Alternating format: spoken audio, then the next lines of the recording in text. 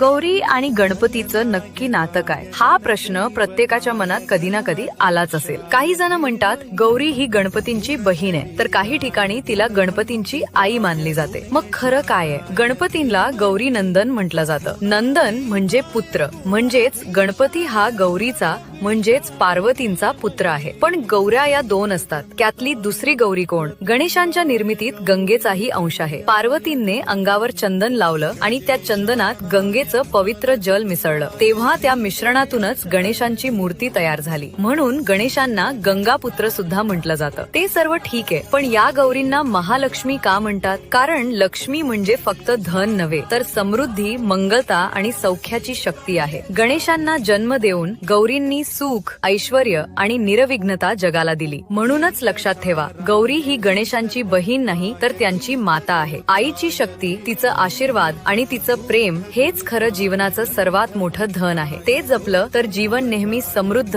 आणि मंगलमय राहते. Download ShareChat.